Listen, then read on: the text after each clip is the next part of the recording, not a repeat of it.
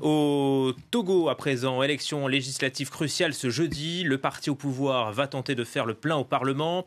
Il lui faut 4/5 des sièges pour amender la Constitution et permettre au président Faure Gnassingbé d'être candidat en 2020.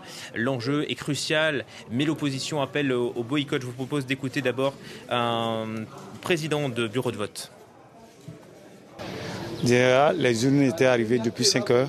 On arrive à les diriger rapidement et que les électeurs sont tellement patients et tout se passe dans de bonnes conditions. Vincent Hugues est toujours avec nous. Vincent, l'opposition appelle au report du scrutin et le pouvoir, finalement, a tout intérêt à ce boycott pour rafler la mise au Parlement.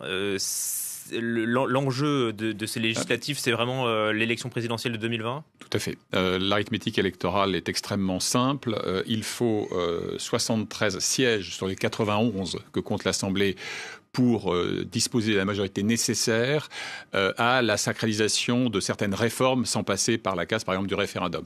Des réformes qui sont évidemment de nature pour l'essentiel constitutionnelle et qui ont vocation à permettre, en dépit de la loi fondamentale actuelle d'ailleurs, à Faure Gnassingbé de briguer un nouveau mandat en 2020, mais aussi un autre mandat au terme du précédent en 2025. C'est-à-dire que si la mécanique politique qui a été mise en place fonctionne comme le pouvoir le souhaite, eh bien Faure Gnassingbé est parti pour rester sur le trône républicain togolais jusqu'en 2025. Il n'égalera pas le record de son père, qui lui a tenu d'une main de fer les rênes du Togo pendant 38 ans. Mais il installerait une sorte de continuité dynastique. C'est d'ailleurs ce que récuse vigoureusement l'essentiel de l'opposition aujourd'hui. On ne comprend pas bien la stratégie de l'opposition qui appelle au boycott et qui se tire une balle dans le pied. Mais c'est toujours, si vous voulez, l'ambiguïté de la stratégie dite de la chaise vide. Le problème de la chaise vide en politique, c'est que vide, elle ne le reste jamais tout à fait longtemps. Et que les sièges que vous n'occupez pas, eh bien précisément, ils le seront par des partisans du pouvoir qui vont donc faciliter le processus que je viens de décrire.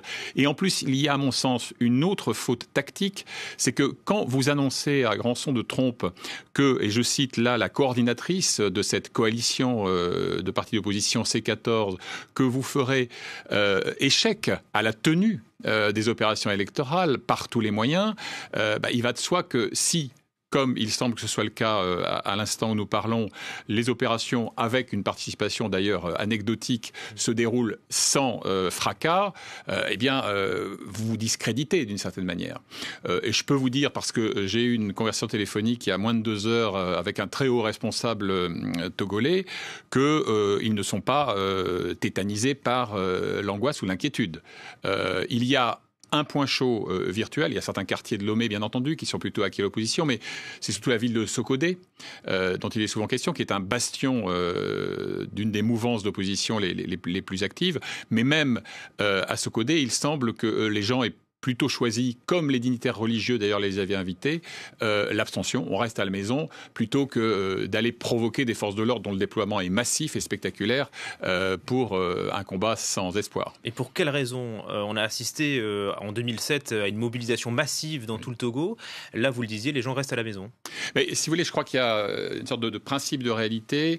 Il y a eu une agitation extrêmement soutenue. On peut dire que depuis 2017, vous avez très régulièrement des marches, d'ailleurs des marches dont certaines, ne l'oublions pas là encore, ont abouti à des morts, des manifestants tués par balles. Je pense par exemple au défilé des 8 et 10 décembre dernier, où il y a, selon l'estimation, entre 4 et 6 civils qui ont été tués par la répression. Donc il y a une vraie vigueur dans ce mouvement. Et en même temps, il y a dans une partie de cette opposition une forme de désespérance, puisque l'espoir d'imposer les exigences, c'est-à-dire on revoit de fond en comble le mode de fonctionnement de la commission électorale togolaise. Et surtout, on fait en sorte que Faure Gnassingbé, au terme échu de son mandat légal, se retire. On voit bien que ces exigences, ces conditions-là, ne peuvent pas aboutir. Et donc je pense qu'il peut y avoir une forme de démobilisation partielle, mais ça ne résout rien.